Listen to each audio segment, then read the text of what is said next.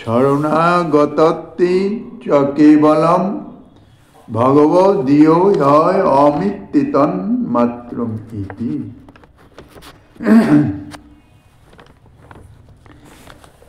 কলিযুগ পাবন অবতার পরম করুণাময় শ্রী গৌরাঙ্গ সুন্দরীর পরমন্তরঙ্গ প্রিয় পার্শ্বদবর্য পূজ্যপাদ শিল সনাতন গোস্বামীপাদ, রূপ গোস্বামীপাদ, শ্রীজীব গোস্বামীপাদের গ্রন্থাবলীর অনুসরণে সংকলিত এই গ্রন্থ শরণাগতি ও শ্রদ্ধা, তাহার শরণাগতি বিভাগ তাহাই বর্ণিত হইতেছে। ইতিপূর্বে আলোচিত হয়েছে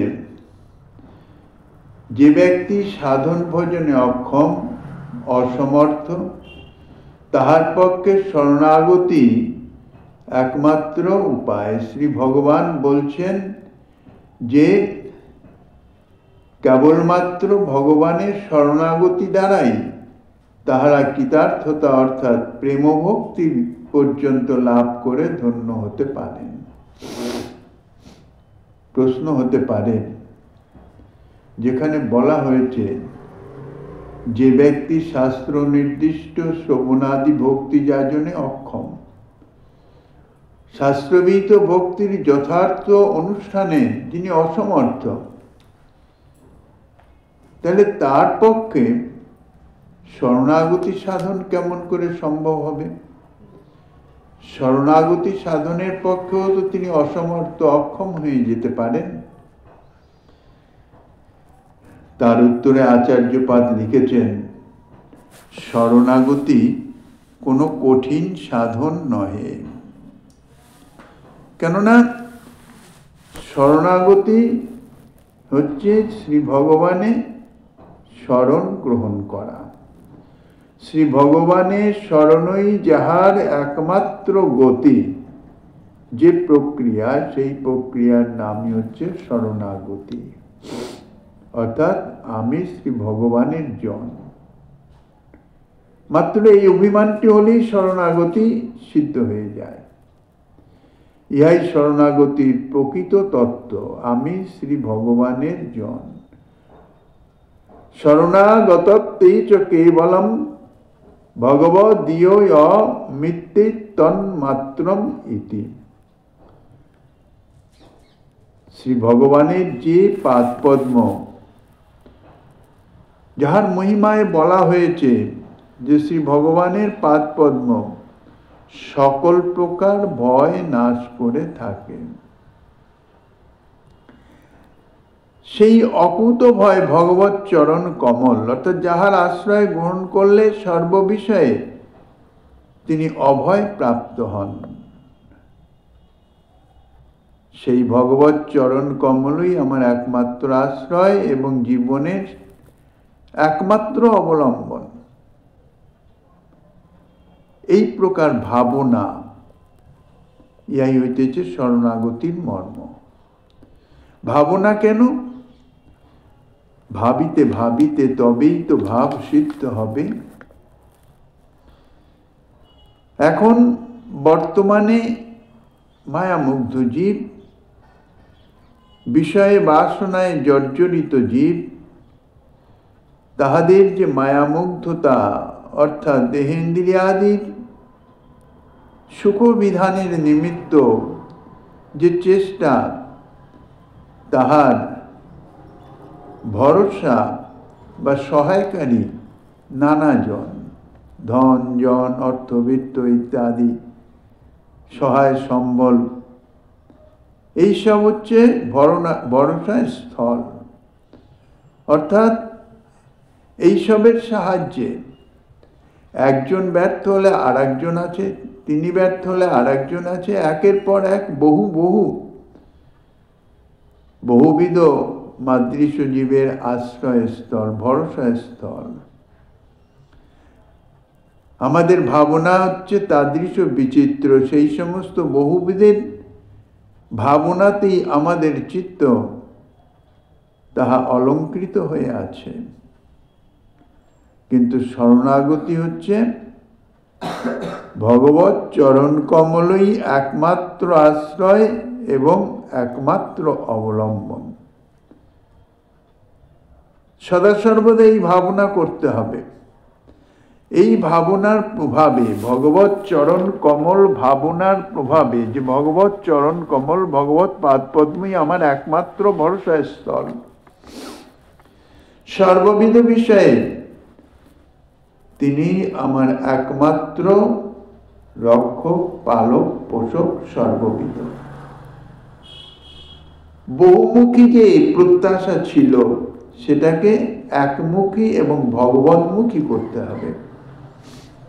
আর এই ভাবনার প্রভাবে নিরন্তর যদি এই ভাবনা সর্ববিধ বিষয়ে যদি এই ভাবনা চেষ্টাকৃতভাবে করা যায়, তাহলে এই ভাবনাটি ধীরে ধীরে চিত্তে স্থায়ী হয়ে যায় এবং এই ভাবনার সিদ্ধি লাভ করে। আর তখন সর্ববিধ বিষয়েই ভগবৎ পাদ পদ্মই ভরসা স্থল, তাহারই স্মরণ এসে উপস্থিত হয়। বস্তুত পক্ষে যদি এই ভাবনা সাধকের না হয়, তাহলে তাহার যে ভগবৎ ভক্তত্ব, তিনি যে ভগবানের ভক্ত, সেই ভক্তত্বই সিদ্ধ হয় না। ইতিপূর্বে সে সম্বন্ধে বিস্তারিত আলোচিত হয়েছে। তাই সাধন ভজনহীন অথবা সাধন ভজন সম্পন্ন উভয় ক্ষেত্রেই যাহারা সাধন ভজন করতে অসমর্থ, সাধন ভজনের যে বিঘ্ন, বহুবিধ বিঘ্ন আছে। প্রথমত আছে যথার্থ শাস্ত্রীয় সিদ্ধান্ত না জানা। সাধন ভজন অর্থাৎ ভক্তি অঙ্গ যাজন, শ্রবণ কীর্তন অর্চন বন্দন ইত্যাদি যে মুখ্য নববিধা ভক্তি অঙ্গ যাজন, তাহার যে প্রক্রিয়ার যথার্থ শাস্ত্রীয় মর্ম সেটি না জানা। যথার্থ শাস্ত্রীয় সিদ্ধান্ত যদি জানা না যায়, তাইলে শাস্ত্র সিদ্ধান্ত অনুযায়ী সাধন ভজন করা যায় না, সেখানে অসমর্থতা এসে যায়। আমি যাহা করিতেছি তাহা যথার্থ শাস্ত্র সম্মত হচ্ছে কিনা সে বিষয়ে সে স্থির নিশ্চিত হতে পারে না। এই জন্যেই বলা হয়েছে সাধন ভজনে অসমর্থ। অথবা যাহারা শাস্ত্রীয় সিদ্ধান্ত জেনে এবং মেনে সেইভাবেই সাধন ভজন যাহারা করিতেছেন, সাধন ভজন সম্পন্ন, কিন্তু সকলের পক্ষেই সাধন ভজন সম্পন্ন হলেও তাহার পক্ষেও শরণাগতির ভূমিতে প্রতিষ্ঠিত হওয়া একান্তভাবে অপরিহার্য কর্তব্য, অবশ্যই কর্তব্য। তাহারই নির্দেশ এই শ্লোকে স্পষ্টভাবে প্রদত্ত হয়েছে। কিন্তু এখানে একটা প্রশ্ন এসে উপস্থিত হয় যে ভক্তিশাস্ত্রের বিচার অনুসারে অতি প্রৌঢ় শ্রদ্ধাবান কতিপয় উচ্চকোটি ভক্তের অনুষ্ঠেয় নববিধা ভক্তি অঙ্গের মধ্যে যে শেষ সখ্য আত্মনিবেদন নামক যে ভক্তি অঙ্গ, এই আত্মনিবেদনের মধ্যেই শরণাগতি ভক্তিটি নিহিত আছে। তো যারা ভক্তিশাস্ত্রের বিচার অনুসারে, শাস্ত্র অনুসারে ভজনে যারা উচ্চ স্তরে পৌঁছে গেছেন, অর্থাৎ যারা এই সখ্য এবং আত্মনিবেদন নামক ভক্তি অঙ্গ দ্বয়ের অনুষ্ঠানের সমর্থ, যোগ্য, অধিকারী, তাহা শ্রবণাদি ভক্তি যাজনে অসমর্থ, এক কথায় সাধন ভজনহীন অক্ষম ব্যক্তির পক্ষে শ্রী হরির শরণাপন্ন হয়ে উক্ত শরণাগতি ভক্তির যাজন কি করে সম্ভব হয়? যেহেতু শরণাগতিটি এই সখ্য আত্মনিবেদন নামক ভক্তি অঙ্গের মধ্যেই নিহিত, আর এই সখ্য এবং আত্মনিবেদন ভক্তি অঙ্গ দুইটি অনুষ্ঠান করবার যোগ্যতা বিচারণীয়, অর্থাৎ ভক্তিশাস্ত্রের বিচার অনুসারে অত্যন্ত প্রৌঢ় শ্রদ্ধাবান যাহারা এবং তাদৃশ ভক্তি অঙ্গ যাজনকারী যাহারা, তাহারাই মাত্র এই যে সখ্য আত্মনিবেদন নামক ভক্তি অঙ্গের অধিকারী। তাহলে প্রথমেই বলেছেন সাধন ভজনে অক্ষম ব্যক্তি, তিনি শরণাগতি তার একমাত্র আশ্রয়। তাহলে সেটি কি করে? এই যে এত উচ্চ স্তরের সাধন হচ্ছে শরণাগতি, সেই শরণাগতি ভক্তির যাজন সাধন ভজনে অক্ষম ব্যক্তির পক্ষে কি করে সম্ভব হবে? যেহেতু ভক্তিশাস্ত্র শ্রী ভক্তি রসামৃত সিন্ধু শ্রীরূপ গোস্বামী পাদ বর্ণিত, সেই গ্রন্থের বর্ণনা এই ভক্তি অঙ্গের সম্বন্ধে বর্ণনার ক্ষেত্রে দেখা গেছে সখ্য এবং আত্মনিবেদন নামক ভক্তি অঙ্গ দুটি সাধক জগতের অতি দুষ্কর এবং বিরল সাধন। দুষ্করত্বেন বিরলে দে সক্ষম আত্মনিবেদনে কেশাঞ্চিদেব ধীরানাং লভেতে সাধনার হতাম। নববিধা ভক্তি অঙ্গের শেষ দুটি অঙ্গ সখ্য এবং আত্মনিবেদন, এই দুটি ভক্তি অঙ্গ দুষ্কর বলে বিরল। কোন ধীর ব্যক্তি, অর্থাৎ যারা ভক্তি সাধনের উচ্চ স্তরে উন্নীত হয়ে গেছেন, বলতে গেলে নিষ্ঠা রুচি স্তরে উন্নীত হয়ে গেছেন,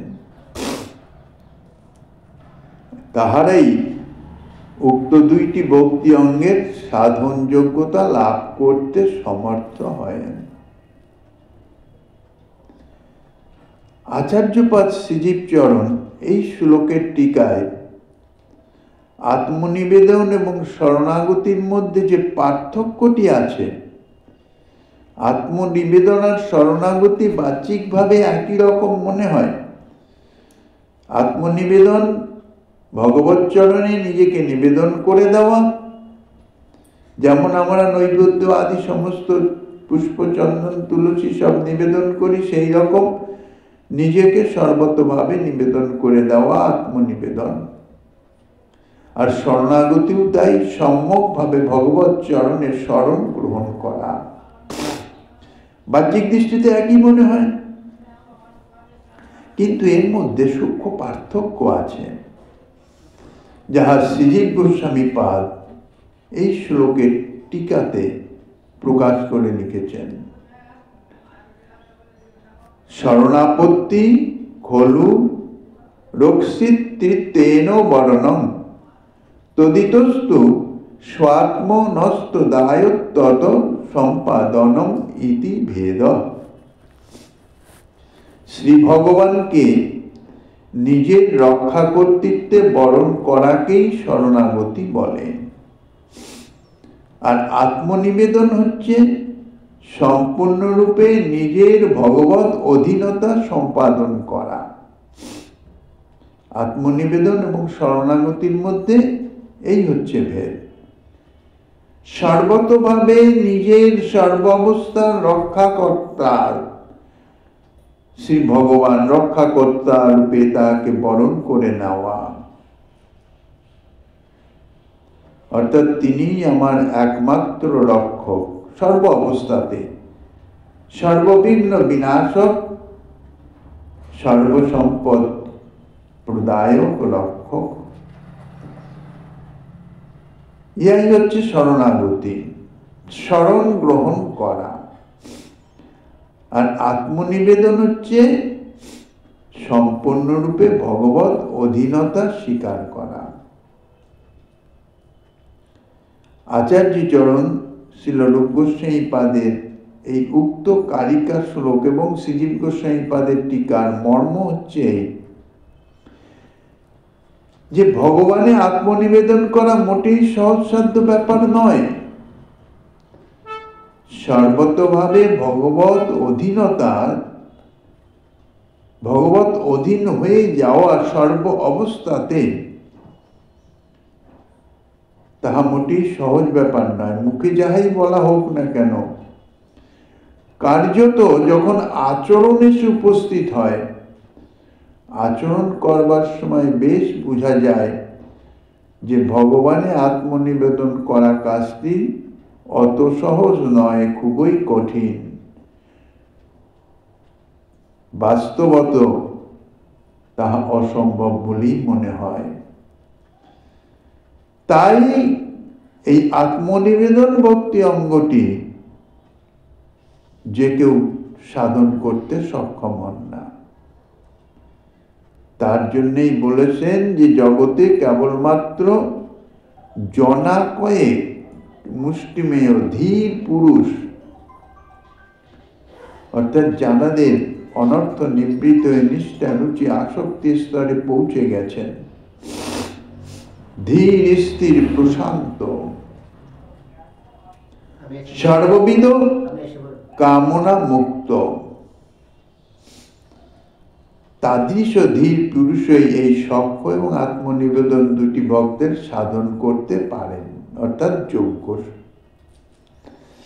তাই এই সাধনকে দুষ্কর এবং বিরল বলেছেন শ্রীরূপ গোস্বামী পাদ। দুষ্কর সাধন, এই জন্য ইহার সাধকও বিরল। ভগবানের সাক্ষাৎ কৃপার মহিমা বাস্তব জীবনে অনুভূত না হলে কেহ কখনো ভগবানে আত্মসমর্পণ করতে পারেন না। ভগবানের পরোক্ষ কৃপা সদা সর্বদাই আমাদের প্রতি বর্ষিত হইতেছে, কিন্তু তাহা অনুভব করা দুরূহ ব্যাপার। মায়াবদ্ধ জীবের ভগবানের যে এই যে পরোক্ষ কৃপা, সাধারণ কৃপা, সর্ব অবস্থায় সে ভগবত ভজন করুক আর নাই করুক, তাহাই অনুভব করা দুষ্কর ব্যাপার। আর ভক্তের ক্ষেত্রে তো ভগবত কৃপা অবস্থান্তরে সাক্ষাৎ রূপে বর্ষিত হয়। সাক্ষাৎ বলতে সেটা অনুভব সাপেক্ষ। শ্রী ভগবান তো স্বয়ং প্রকট হয়ে প্রকট স্বরূপ ধারণ করে তাকে কৃপা করছেন বা তার বিপদে উদ্ধার করছেন বা বিঘ্ন বিনাশন করছেন, তাহা তো হয় না। কারণ শ্রী ভগবান কৃপা করেন ভক্তকে নিজ স্বরূপে নয়, অন্য স্বরূপ গ্রহণ করে, অন্য রূপ গ্রহণ করে, যেটা বাস্তব জগতের সঙ্গে একটা মিল রেখে। ইহাই কিন্তু প্রকারান্তরে সাক্ষাৎ কৃপা। মানে অকস্মাৎ অযাচিত ভাবে সেই কৃপা প্রাপ্ত হওয়া যায়। সেই কৃপা করেন ভগবান কোন এক রূপ ধরে, সে তার এমনকি নিজ প্রিয়জনের রূপ ধরেও করতে পারেন। আর পরোক্ষ কৃপা তিনি তাহার কোনো ভক্তের প্রেরণা দিয়ে বা অন্য কারোর মধ্যে প্রেরণা দিয়ে সেই কৃপা সম্পাদন করা। কাজেই এই সাধনকে দুষ্কর ও বিরল বলা হয়েছে। যাহারা এই সাক্ষাৎ কৃপার মহিমা বাস্তব জীবনে অনুভব করেছেন। কেননা সর্ববিষয়ে অনুভবেরই গুরুত্ব, অনুমান নয়, অনুভব। তবে যেসব ক্ষেত্রে কোনো সিদ্ধ মহতের প্রবল কৃপা বর্ষিত হয়, কোন সিদ্ধ মহাত্মা তাঁর যদি কৃপা বর্ষিত হয়, এবং যে সিদ্ধ মহাত্মাগণ তাঁদের কৃপা হইতেছে অহৈতুকী, যদিও তাহা বেশিরভাগ ক্ষেত্রেই ভগবত প্রেরণাতেই প্রাপ্ত হওয়া যায়। ভগবান সেই মহাত্মার অন্তরে প্রেরণা দিয়ে কৃপা বর্ষিত করেন। কিন্তু কোন ক্ষেত্রে দেখা যায় এই কৃপা বর্ষণ সম্পর্কে সেই সিদ্ধ মহাত্মার স্বাতন্ত্র্য বিদ্যমান আছে। শ্রী ভগবানের যেমন করুণা শক্তি বা কৃপা শক্তি প্রবল, এই করুণা শক্তি কোন ক্ষেত্রে শ্রী ভগবানকে পর্যন্ত কৃপা করতে বাধিত করেন। অর্থাৎ শ্রী ভগবানের মাধ্যমে করুণা শক্তি নয়, শ্রী করুণা শক্তি স্বতন্ত্র হয়ে শ্রী ভগবানের মাধ্যমে কৃপা সঞ্চারিত করেন বা বর্ষিত করেন। ঠিক সেই রকম এই সিদ্ধ মহাত্মা জানারা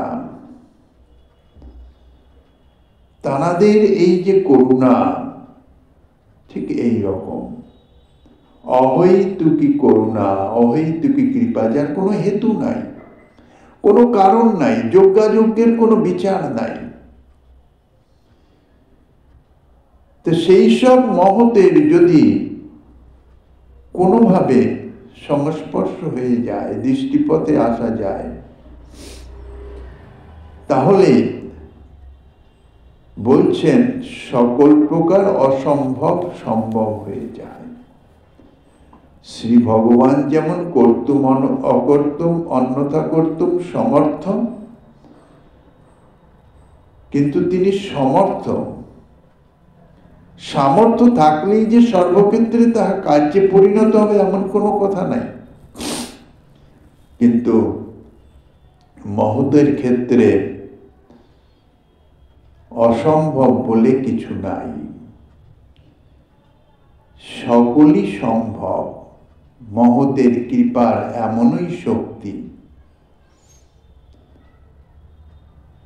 যেমন স্কন্দ পুরাণে বর্ণিত এক দুর্দান্ত হিংস্র প্রকৃতির ব্যাধের চরিত্র আছে,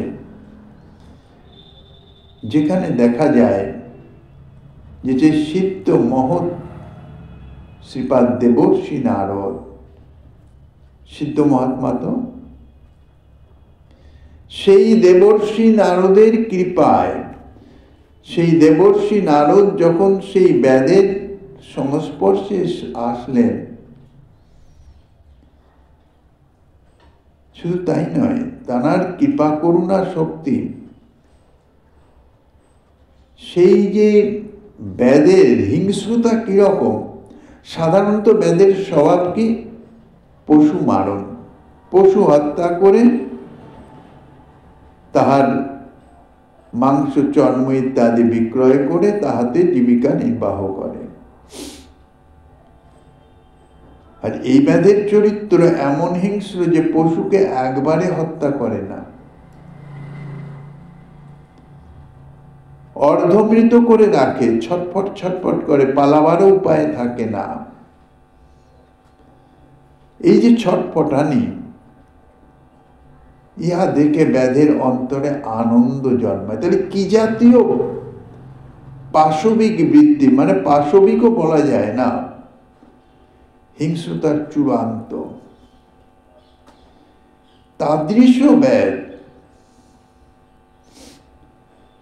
নারদ ঋষির যখন সংস্পর্শে এসে গেলেন, অর্থাৎ পথ চলতে দৃষ্টিপথে এসে গেলেন, তার যেই কর্ম দেখেই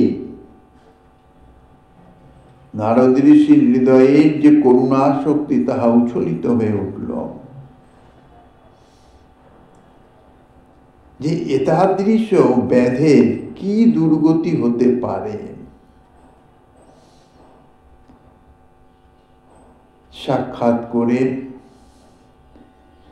ব্যাধকে কৃপা করলেন। কাহিনী অনেক বিস্তার, যদিও সেই ব্যাধের নারদের কথায় বিশ্বাস হওয়ার কথা নয়,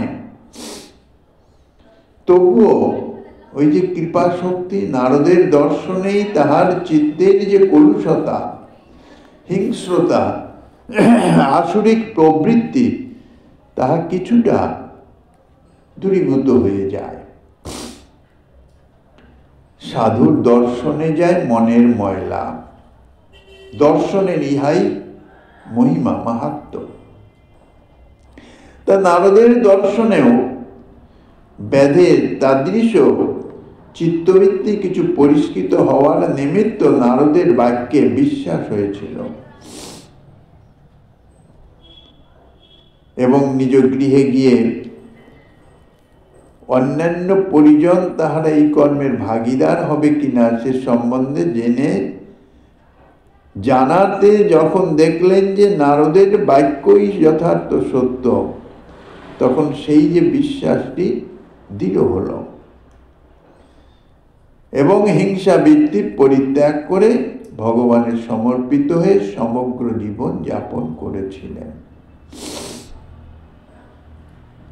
শ্রী গুরু বাক্যে সুদৃঢ় বিশ্বাসযুক্ত হৃদয়ে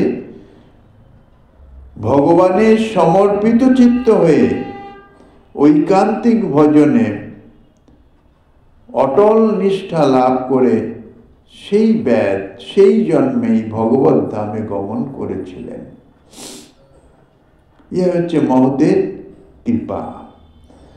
মহতের কৃপায় সকলই সম্ভব। যে ব্যাধের গতি ছিল অনন্ত নরক, যন্ত্রণাময় নরক,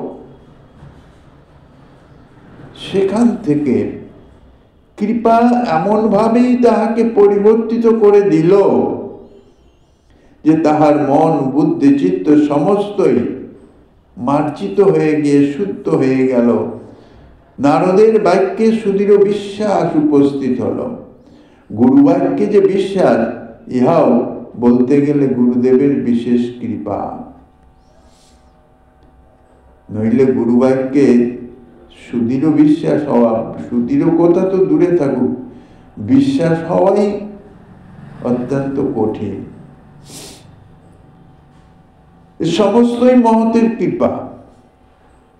গুরু বাক্যে বিশ্বাস, তদ অনুসরণে ভজনে প্রবৃত্ত হয়ে নিষ্ঠা সহকারে ভজনে রত থাকা, ইহাই হচ্ছে মহৎ কৃপা। এই জন্যই বলেছে মহৎ কৃপা বিনা কোনো কর্মে ভক্তি নয়। গুরু বাক্যে বিশ্বাস, গুরু বাক্য শাস্ত্র বাক্য। শাস্ত্রে বলেছেন গুরুদেব স্বয়ং ভগবান, পরব্রহ্ম পরমাত্মাই গুরু রূপে কৃপা করেছেন, মনুষ্য রূপ ধারণ করে আমাকে কৃপা করেছেন, কেননা আমার মনুষ্য দেহ। এই যে বাক্য শাস্ত্র বাক্য জানা ঠিকই যায়, শোনা যায়, জানা যায়, সবই ঠিক আছে, কিন্তু কার্যক্ষেত্রে কি সম্পূর্ণরূপে তাহাতে বিশ্বাস হয়? অসম্ভব ব্যাপার। গুরুদেবের লৌকিক আচরণ দেখলে অবিশ্বাস এসে উপস্থিত হয়ে যায়, এমনকি তাঁর আচরণের বিচারও এসে যায় যে গুরুদেব এইটা কি করলেন।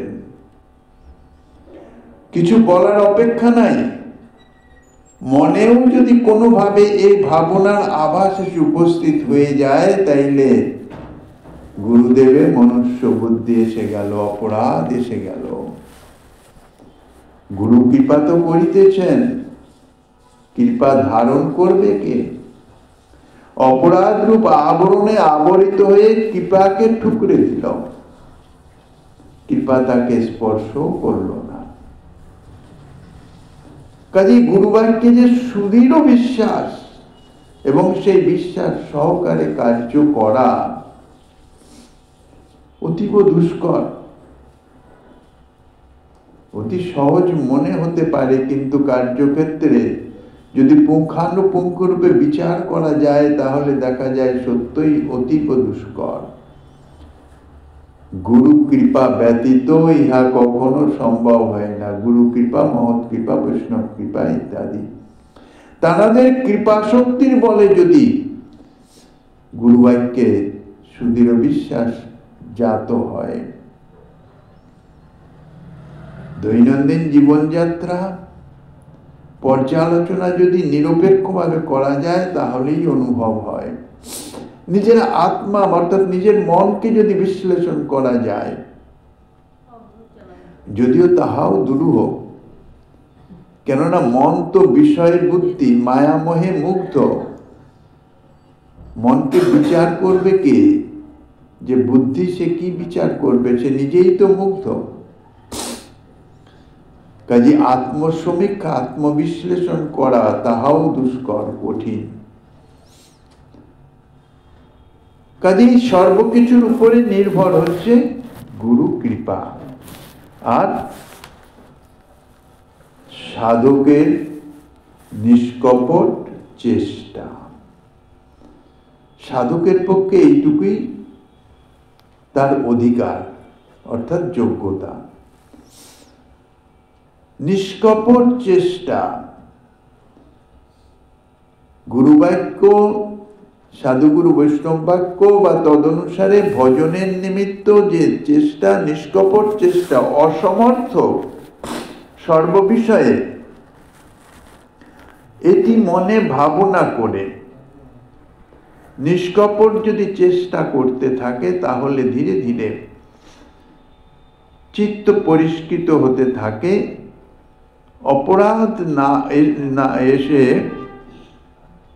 অপরাধ এসে তার চিত্তকে আবরিত করতে পারে না, এবং গুরু বৈষ্ণবের যে কৃপা তাহা সর্বদাই সে প্রাপ্ত হয়ে তাহা কাজে লাগাতে পারে।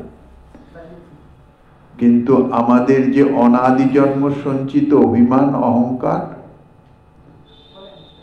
এই দুর্দান্ত শত্রু আমাদের হৃদয়ে অধিষ্ঠিত হয়ে সদা সর্বদাই আমাদের সর্ববিধ বিষয়ে বিঘ্ন সৃষ্টি করে, অপরাধ সৃষ্টি করে প্রতি মুহূর্তে।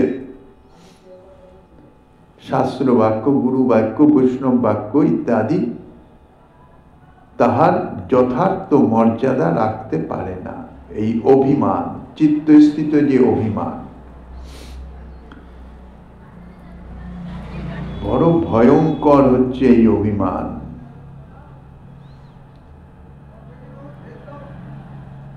সাধুগুরুর চরণে আশ্রয় করলে, একান্তভাবে নিষ্কপট যদি চেষ্টা করে, তাহলে হয়তো চেষ্টার ফলে এই অভিমান ধীরে ধীরে দূরীভূত হতে পারে। যাই হোক, তাইলে এতাদৃশ যে শরণাগতি রূপ ভজন,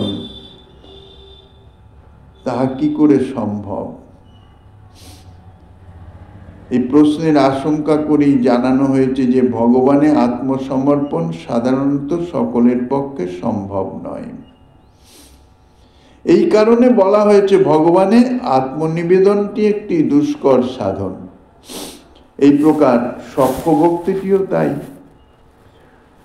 সকল সাধকের পক্ষে সখ্য ভক্তি যাজন করা সম্ভব নয়, যেহেতু সর্বাবস্থায় ভগবানে প্রীতিপূর্ণ বিশ্রম্ভ ভাব, অর্থাৎ বিশ্বাসময় যে ভাব, তাই হচ্ছে সখ্য ভক্তি প্রাণ।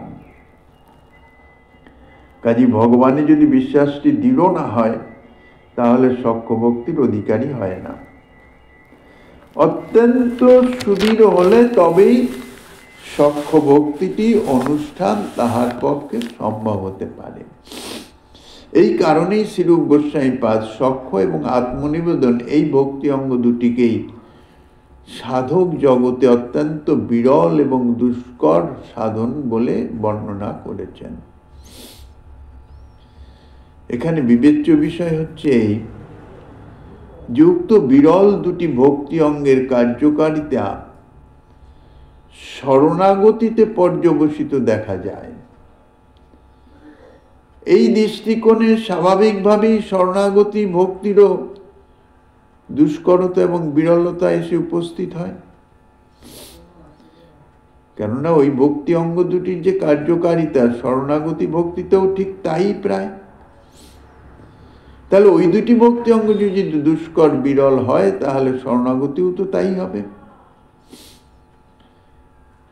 কিন্তু দার্শনিক আচার্য শ্রীরূপ গোস্বামীপাদ তিনি ঘোষণা করেছেন আত্মনিবেদন এবং শরণাগতি উভয়ের বাহ্যিক আকৃতি একরকম।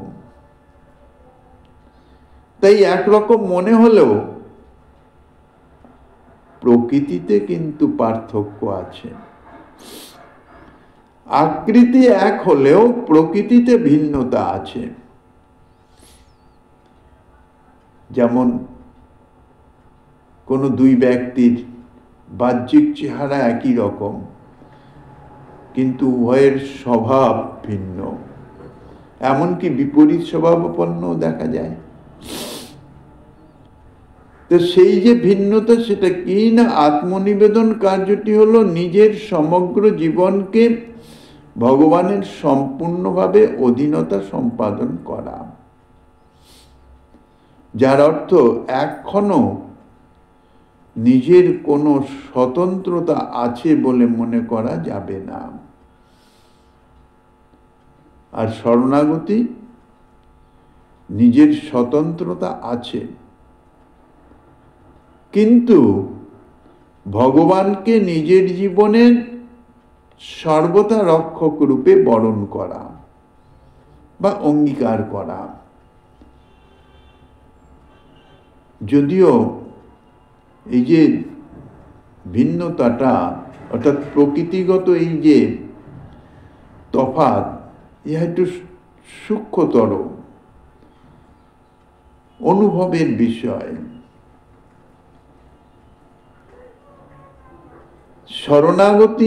শরণাগত ভক্ত তিনি সর্ব অবস্থায় শ্রী ভগবানকে নিজের জীবনের রক্ষক বলে বরণ করে নিয়ে নিশ্চিন্ত আছেন, কিন্তু যা করার তিনি করছেন, স্বতন্ত্রতাটুকু তার আছে। যাহার দৃষ্টান্ত দেখা যায় সেই অঘাসুর মোক্ষণের সময় সখাগণ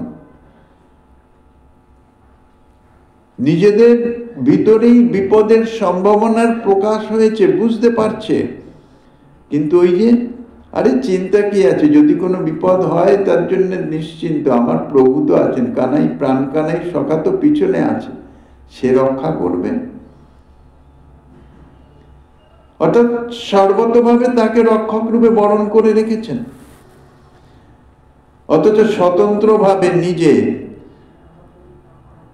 সে বিপদের মধ্যে প্রবেশও করছে। তফাৎ হচ্ছে স্বাতন্ত্র আছে শরণাগত ভক্তের,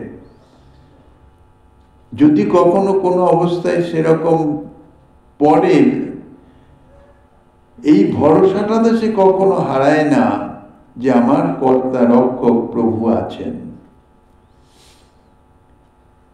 নিশ্চল এই যে বিশ্বাস, তাই হচ্ছে শরণাগতি ভক্তির লক্ষণ। আর আত্মনিবেদনের কোনো সামর্থ্য নেই, কারণ নিজেকে সম্যক রূপে ভগবানের চরণে নিবেদন করে দেওয়া, সেখানে আর নিজের কোনো স্বাতন্ত্র্য রইল না। এটা ভাবের ব্যাপার তো, তাই অত্যন্ত বিরল। সুতরাং শরণাগতি ভক্তি আত্মনিবেদন ভক্তি অঙ্গের মতন দুঃসাধ্য নহে এবং তাহা সকলের পক্ষে সম্ভব হতেও পারে। তাই আচার্যপাদ শ্রীমৎ সনাতন গোস্বামী শরণাগতি সম্পর্কিত এই শ্লোকের টিকাতে লিখেছেন যে তথাপি তয়োর মনোবৃত্তি বিশেষ অপেক্ষতে শরণাগতত্বে চ কেবলম ভগবদীয়মিত্যে তন্মাত্রম ইতি অত পৃথগস্য লিখনম। অর্থাৎ শরণাগতি ভক্তিটি সক্ষয় এবং আত্মনিবেদন এই উভয় ভক্তিতে নিহিত থাকলেও সেখানে একটি বিশেষ মনোবৃত্তির অপেক্ষা আছে, কিন্তু এখানে শরণাগতিতে সেই বিশেষ মনোবৃত্তির অপেক্ষা নাই। আমি ভগবানের, কেবলমাত্র এইটুকু ভাবনা হৃদয়ে ধারণ করলেই শরণাগতি ভক্তিটি সাধিত হয়ে যায়। তাহার ওই কার্য হইতেছে শ্রীজীবপাদের উক্তি অনুসারে শ্রী ভগবানকে নিজের জীবনের রক্ষক রূপে বরণ করা, নিজের জীবনের মানে সর্ববিষয়ে রক্ষক রূপে বরণ করা, অর্থাৎ আমি ভগবানের, আমার রক্ষা, সর্ববিষয়ে রক্ষাকর্তা তিনি। এই মাত্র কাজ, ব্যাস, তাহলেই আপনার কাজ শেষ। কেননা এর পরে কি হবে তা তো আপনার ভাবার দরকার নেই। যদি আপনি ভাবতে যান যে এই বিপদে ভগবান কি আমায় রক্ষা করবে, ব্যাস হয়ে গেল, তাইলে তো আপনার যে রক্ষক রূপে বরণ করেছে ভাবনাটা তো শরণাগতি সিদ্ধ হলো না। আর আপনি যদি নিশ্চিন্ত হতে পারেন সর্বথা যে তিনি রক্ষক, তিনি রক্ষাকর্তা, তিনি রক্ষা করবেন, তাইলে আপনার আর ভাবনা চিন্তা নাই। ইহার দ্বারাই করুণা সিন্ধু ভগবান আপনাকে নিজজন বা নিজের লোক বলে অঙ্গীকার করবেন, নিজ ভক্ত বলে গ্রহণ করবেন। সেই ভগবান এমনই দয়ালু,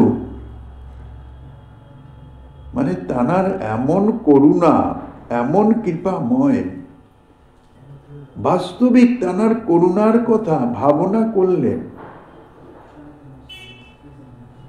চিত্ত বিগলিত না হয়ে পারে না, দ্রবীভূত হয়ে যায়। কেননা শরণাগত ব্যক্তি তার তো স্বাতন্ত্র আছে,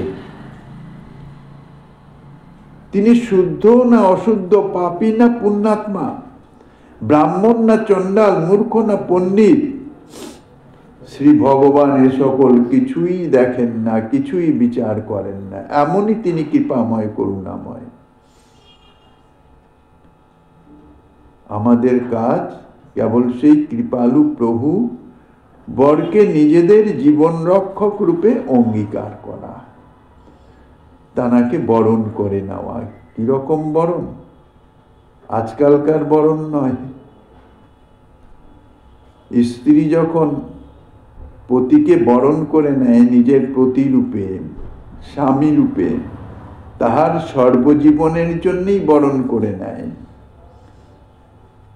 সে পতি জীবিত থাকুক আর মৃত থাকুক, আর অন্য কোনো পতির বরণ করেন না। আজকালকার তো কোনো প্রশ্ন নেই, পছন্দ হলো না বাদ দিলাম, আর একজনকে বরণ করে নিলাম, এরকম বরণ নয়। জীবন রক্ষক রূপে অঙ্গীকার করে নেওয়া, বরণ করে নেওয়া।